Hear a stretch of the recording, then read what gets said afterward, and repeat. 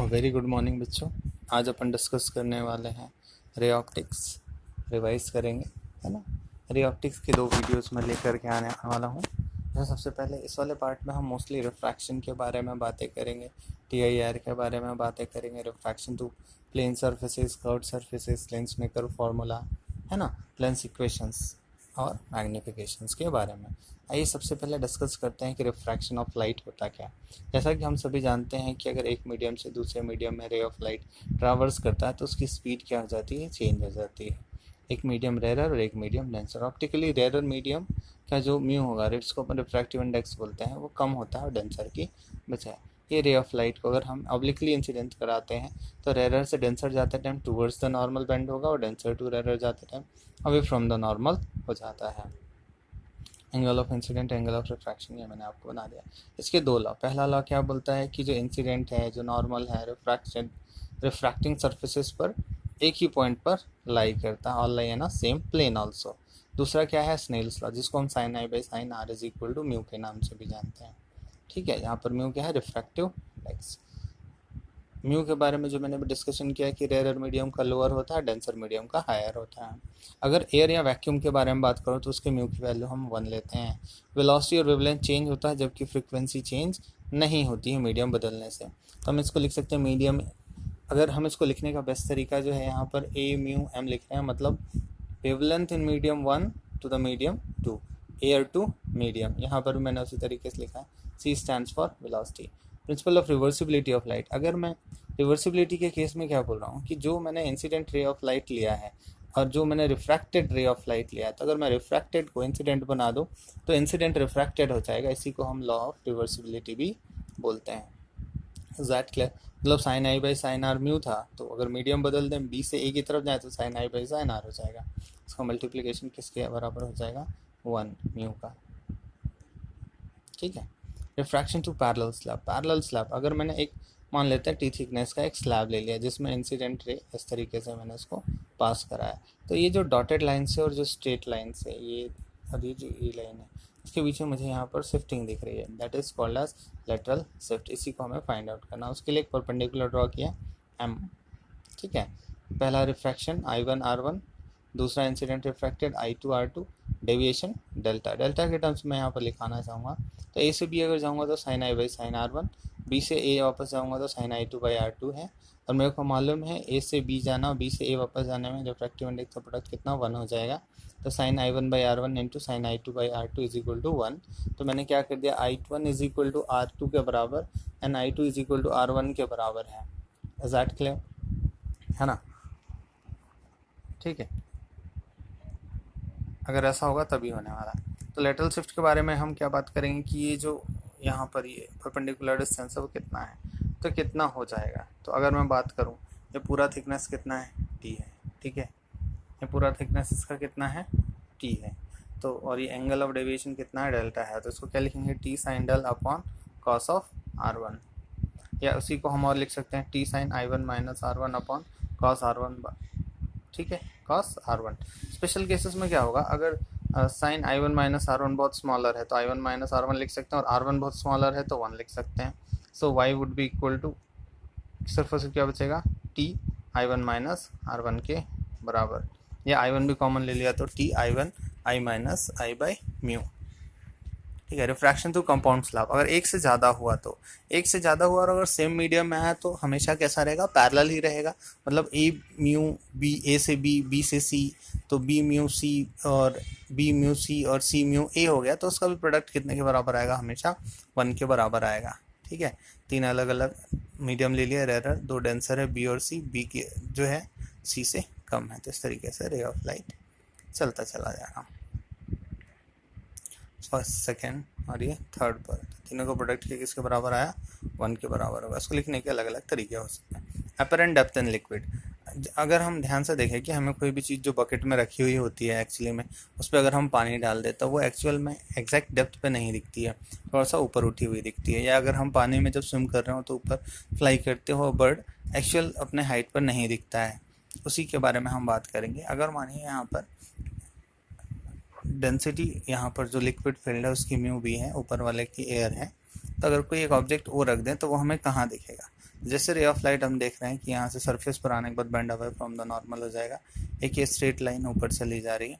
इसको back side अगर मैं प्रोड्यूस करूँ, ये सरफेस ले लिया, बैक साइड प्रोड्यूस करूँ तो ये कैसा दिखेगा, ऑब्जेक्ट ओ डैश पर दिखेगा मुझे। तो ओ डैश जो है वो मेरा अपरेंट हो गया, और एक्चुअल में जो ओ है वो मेरा रियल हाइट है। तो हम यहाँ पर क्या बात करेंगे, बी से ए की तरफ जाएंगे। अगर बी म्यू ए लिखो तो क्या होगा, साइन आई बाई आर। यहाँ पर एंगल बहुत क्लियरली मेंशन किया हुआ है यहाँ पर, या हम ए म्यू बी को लिख सकते हैं sine r by sine i, और a mu b is equal to क्या लिखा, रियल अपॉन अपरेंट का। तो अपरेंट क्या आ जाएगा, रियल बाई म्यू के बराबर। अगर नंबर ऑफ इमिसिबल ज़्यादा होंगे तो हम यहाँ पर क्या लिख सकते हैं, अगर नंबर ऑफ इमिसिबल्स जितने नंबर में है, अगर मानिए 2 नंबर में, तो अपन लिखेंगे h by mu one, h1 by mu one plus h2 by mu two, likewise. तो हम उसको लिख सकते हैं h i by mu i, sum of i is equal to 1 to n। ठीक है। अपरेंट शिफ्ट क्या होता है, तो रियल ये है, एक्चुअली अपरेंट ये है, तो माइनस कर देंगे। ठीक है। अब यही बात है कि अगर मैं ऑब्जर्वर के बारे में बात करूँ, अगर मैं यहाँ से देख रहा हूँ जो कि मैं रेयर मीडियम में हूँ, और ऑब्जेक्ट अगर डेंसर मीडियम में है, ठीक है, तो यहाँ पर जो अपरेंट हाइट है वो हमें एक्चुअल हाइट से छोटा मिलने वाला है। ठीक है। एग्जाम्पल, अगर कोई बर्ड फिश को देखता है तो appears to be nearer than the actual depth, उसे ऊपर दिखाई देगा। और इसी का वाइस वर्सा, अगर जो फिश जो है वो उसको कैसा दिखेगा, फिश अगर देख रही है तो उसको अपरेंट हाइट ज़्यादा दिखाई देगा rather than its actual height. Okay. TIR के बारे में बात करते हैं। जब रिफ्रैक्शन का जो कंसेप्ट है, अगर हम एंगल ऑफ इंसिडेंस को बढ़ाते जाएं तो एक ऐसा सिचुएशन आएगा कि जब रिफ्रैक्टेड रे ऑफ लाइट होगा that will started grazing at the surface. ये एंगल धीरे धीरे हम बढ़ाते जा रहे हैं, ये ग्रेज करने लगा, इसको बोलते हैं हम क्रिटिकल एंगल। अगर मैं इस एंगल ऑफ इंसिडेंट को इससे भी ज़्यादा कराऊँ तो वापस सेम मीडियम में ट्रैवर्स आ जाएगा, तो ये हो गया रिफ्लेक्शन की तरफ बिहेव करना लगता है। इसी को हम बोलते हैं TIR। That clear. सबसे इम्पॉर्टेंट बात, वो हमेशा डेंसर टू रेयर की तरफ मोशन होना चाहिए, और वो क्रिटिकल एंगल से बड़ा एंगल होगा तभी होगा। Relation between critical angle refractive index क्या हो जाता है, रिफ्रैक्टिव इंडेक्स और क्रिटिकल एंगल के बीच में, अगर ग्लास से एयर हम जाने के बारे में बात करें तो sine I by sine r, sine i c critical angle by sine r, r तो हो गया 90, साइन 90 इज इक्वल टू 1, तो sine i c is equal to mu g mu a. तो जी म्यू ए को हम लिख सकते हैं 1 बाई ए म्यू जी। तो sine i is also written as that clear 1 by a mu g. ठीक है। अब यहाँ पर छोटी सी बात, आपको जो पॉइंट याद करने हैं, रेड कलर जो है उसका maximum value of critical angle होगा, और जो वायलेट कलर होगा उसका minimum value of critical angle होगा। क्यों, यहाँ पर आप देख सकते हैं वेवलेंथ पर भी डिपेंडेंट है। ठीक है। एप्लीकेशंस, मिराजन फॉर्मेशन, लूमिंग, है ना, प्रिज्म के अंदर जो TIR होता है ऑप्टिकल फाइबर में यूज़ करते हैं, डायमंड की स्पार्कलिंग में यूज़ करते हैं। अब बात करते हैं स्फेरिकल रिफ्रैक्टिंग सरफेसेस के बारे में, कि सरफेस जो है वो स्फेरिकल होगा या कर्व्ड सरफेसेस से हुआ। तो क्या हमारे पास 2 सरफेसेस हो सकते हैं, कॉन्वेक्स हो सकता है और कॉनकेव हो सकता है। ठीक है। यहाँ पर दोनों सरफेसेस मैंने बना दिए, ये रेयर मीडियम, ये डेंसर मीडियम। ये ले लिया प्रिंसिपल एक्सिस, ये कुछ पॉइंट्स मैं डिनोट कर देता हूँ। ठीक है। सेंटर ऑफ कर्वेचर से पोल तक का distance r radius of curvature. ठीक है। आर जो है radius of curvature, c centre of curvature, p जो है हमारा पोल है। ठीक है। APCB principal axis. इसमें कुछ अजम्पशंस लेने होंगे। यहाँ पर जो ऑब्जेक्ट होगा, समझ में आ रही बात, वो पॉइंट ऑब्जेक्ट होगा जो कि प्रिंसिपल एक्सिस पर रखा हुआ है। इंसिडेंट और रिफ्रैक्टेड रे जो है बहुत ही स्मॉल एंगल बना रहे होंगे प्रिंसिपल एक्सिस के साथ, और जो अपर्चर है वो भी बहुत स्मॉल होना चाहिए। कुछ कन्वेंशन जो आपको ध्यान होना चाहिए, incident taken as left to right. ठीक है। All the distances are measured from pole of the refracting surfaces. Third, बहुत important, distance measured along the direction incident, उसको पॉजिटिव लेंगे और अगेंस्ट वाले को नेगेटिव लेंगे। वर्टिकल डिस्टेंस में प्रिंसिपल एक्सिस के ऊपर वाले को पॉजिटिव और नीचे वाले को नेगेटिव लेना है। सबसे पहले बात करते हैं कॉन्वेक्स सरफेस से क्या होगा। ठीक है। ये कॉन्वेक्स सरफेस ले लिया, ये रेयर है और ये डेंसर मीडियम। रेयर मीडियम का रिफ्रैक्टिव इंडेक्स μ1, डेंसर का μ2। यहाँ पर एक ऑब्जेक्ट ले लिया, ये रे बनाया हमने, इमेज बना आई, ये नॉर्मल ड्रॉ कर दिया, ठीक है।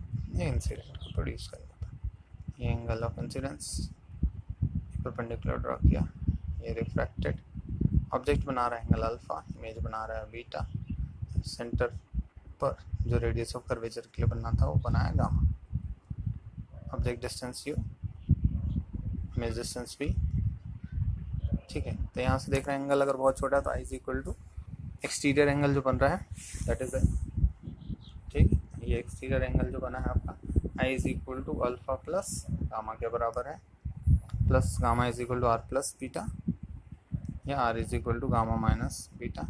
टेन अल्फा लिखेंगे एम ए बाई, और एंगल बहुत स्मॉल है तो M A by M O लिख सकते हैं। बीटा भी सिमिलरली हमने लिखा M A by M I, gamma भी हमने लिखा उसको फिर एम ए बाई एम सी, ठीक है। स्नेल्स लॉ लगा दिया हमने, sine I by sine R, तो mu two by mu one मिल गया, तो sine I by sine R मिल गया, I by R is equal to mu two by mu one मिल गया, तो mu one I is equal to mu two R. और पहले और दूसरे जो इक्वेशन है आई और आर को हम रिप्लेस कर देंगे, तो यहाँ से हमें क्या मिल जाने वाला है, ध्यान से देखिए ज़रा, mu one by P O plus mu two by P I is equal to mu two minus mu one by P सी।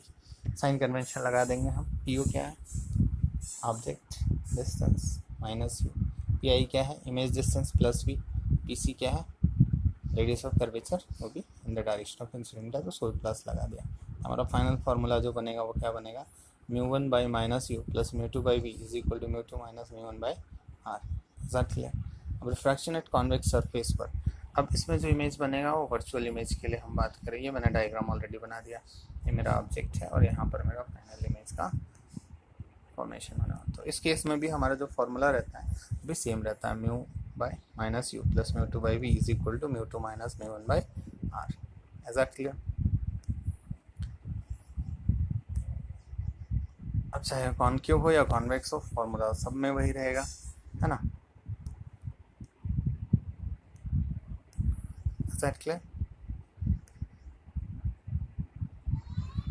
देखिए अगर रिफ्रैक्शन हो रहा है एट कॉन्वेक्स सरफेस, अगर denser medium to rarer medium जा रहा है तो वर्चुअल इमेज बनेगा, है ना। रिफ्रैक्शन हो रहा है एट कॉन्केव सरफेस और डेंसर मीडियम टू रेरर जा रहा है तो बनेगा वर्चुअल इमेज। फॉर्मूले में देखिए कोई रेफरेंस नहीं है अभी तक, ठीक है। कुछ पॉइंट्स नोट करना है आपको, इससे बड़े ध्यान से आराम से पढ़ सकते हैं आप लोग। इसमें लिख दिया है मैंने, expression for object in a rarer medium is same for what ever whether it is real or virtual image or convex or concave surface, ठीक है। अब दूसरा जो एक्सप्रेशन लिखने जा रहा हूँ दैट इज फॉर ऑब्जेक्ट अगर डेंसर मीडियम में है तो is same for whether it is real और वर्चुअल इमेज और कॉन्वेक्स और कॉनकेव सरफेस। कितना लिखा, mu two by minus U plus mu one by P is equal to mu two minus mu one minus mu two by R, ठीक है। U V R proper sign convention के साथ अब लेकर के numerical को सॉल्व कर सकते हैं, ठीक है। Refractive index mu one mu two R interchange, the expressions बदल जाएंगे अगर आप डिपेंड करेंगे सिचुएशन। लेंस मेकर फॉर्मूला क्या होता है, अब दो सरफेसेस को हम एक साथ ज्वाइन करेंगे, ठीक है। दो अलग अलग पोल हैं यहाँ, ये लेंस का C1 C2 centre of curvature independent, ये ऑब्जेक्ट ये इमेज बना, ये वर्चुअल बनेगा। दो नॉर्मल बना दिए मैंने यहाँ पर एंगल ऑफ इंसिडेंस। आप इसे आराम से पॉज करके पढ़ सकते हैं, ये मैं थोड़ा फास्ट ड्रॉ कर रहा हूँ यहाँ पर। Is that clear? दोनों सरफेसेस पे मैं रिफ्रैक्शन को लेता हूँ और दोनों को मैं कंबाइन कर दूंगा, तो फाइनल जो रिजल्ट मेरे को यहाँ से मिलेगा, है ना, that is minus of 1 by u plus 1 by v is equal to mu 2 minus mu 1 upon mu 1 is into 1 by r1 minus 1 by r2। mu 2 by mu 1 को हम mu लिख सकते हैं तो इसको लिखेंगे minus 1 by u plus 1 by v is equal to mu minus 1 1 by r1 minus 1 by r2। Is that clear? ये formula आपको ध्यान रखना है। अब मैं बात कर रहा हूँ ऑब्जेक्ट को अगर मैं इन्फिनिटी पर रख दूँ तो इमेज कहाँ बनेगा, फोकस पर बनेगा, तो बिल्कुल वही बात कर रहे हैं, ठीक है। तो जब u is equal to minus infinity तो v is equal to F, तो क्या बन गया 1 by F is equal to mu one minus 1 1 by R one minus 1 by R two. इसी को हम क्या बोलते हैं, लेंस मेकर फॉर्मूला, ठीक है। और इसी को अगर मैं 1 बाई एफ रख दूँ तो इस वैल्यू को पूरा रिप्लेस कर दिया मैंने किससे, 1 बाई एफ से, और इसको ला के फॉर्मूले में कर लिया तो बन गया minus V 1/u plus 1/v is equal to 1/f। First principal focus क्या होता है? First principal focus is a point on a principal axis of the lens at which if an object is placed, the image would be formed at infinity. Focus पे object रख दिया तो image कहाँ बनेगा? Infinity पर बनेगा। ठीक है।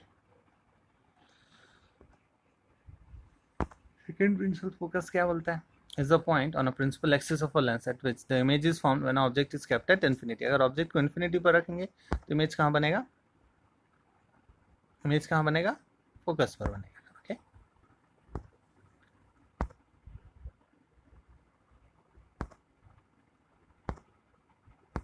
ठीक है। थिन लेंस फॉर्मूला क्या है? गॉसियन फॉर्मूला लेंस को, है ना। कॉन्वेक्स लेंस के लिए जो हम बात करें, ठीक है, ये हमारा ऑप्टिकल सेंटर हो गया। ये हो गया first focus f1 to f1 f2 to f2 centre. ठीक है, ये ले लिया ऑब्जेक्ट ए बी, ये रे बनाया मैंने, ये उसका बनाया image A dash B dash, ये ऑब्जेक्ट यू, ये मेरा इमेज पी। ठीक है, ये मेरा बना फोकस, ये बना मेरा first radius of curvature. Okay, अब ट्राइंगल ए बी सी और A dash B dash C dash जो है वो हमारे पास सिमिलर दिख रहा है। ठीक है, तो A dash B dash by A B को हम C B dash by C B लिख सकते हैं, है ना। अब दूसरा ट्राइंगल देखते हैं अपन। अब देखते हैं triangle M C F two and A dash B dash F two. अब ये दोनों सिमिलर है तो similarly A dash B dash upon M C is equal to B dash F two by C F two लिख दिया। अब A dash B dash upon A B is equal to B dash F two by C F two लिख दिया हमने। ठीक है, तो C B dash by C B जो है किसके बराबर हो जाएगा? B dash F two by C F two के बराबर होने वाला है। ठीक है, तो C B dash by C B को बी डैश एफ टू को लिख सकते हैं C B dash minus C F two by C F two हो गया, है ना। तो न्यू कार्टेशियन साइन कन्वेंशन इसमें प्लेस करते हैं। सी बी माइनस यू के बराबर, C B dash plus V के बराबर, सी एफ टू एफ के बराबर है। हमारा फॉर्मूला बनेगा 1/v minus 1/u is equal to 1/f। इस फॉर्मूले से भी हम कैलकुलेट कर सकते हैं lens formula, that is 1/v minus 1/u is equal to 1/f। अब बात करते हैं लीनियर मैग्नीफिकेशन के बारे में। ठीक है, लीनियर मैग्नीफिकेशन को डिफाइन किया जाता है as a ratio of size of image to the size of object I by O see. ठीक है, तो बिल्कुल उसी कंसेप्ट को यूज़ करके A dash B dash by A B is equal to C B dash by C B. New Cartesian sign convention लगाया तो I by O आ गया plus I by minus O, तो इसको लिख सकते हैं। अब यहाँ पे भी कन्वेंशन लगाया वी बाई यू के टर्म्स में तो plus V by minus U. ठीक है, तो magnification is written as I by O is equal to V by U. ठीक है, वी और एफ के टर्म्स में मैग्नीफिकेशन क्या आ जाएगा? F minus V by F. ठीक है, यू और एफ के टर्म्स में मैग्नीफिकेशन क्या आ जाएगा? F by F minus you. Power of lens के बारे में बात करते हैं। ये एबिलिटी होता है कि रे ऑफ लाइट को कितना कन्वर्ज या डाइवर्स किया जा सकता है। Set clear? इसको किस में मेजर किया जाता है? डायोप्टर में मेजर किया जाता है। It is inversely proportional, power is equal to 1/f। ठीक है, तो ये हो गया बेटा वीडियो नंबर 1। सेकेंड वीडियो में आगे हम और भी बातें करेंगे। तब तक के लिए घर पर रहिए, सेफ रहिए, पढ़ते रहिए। थैंक यू बेटा।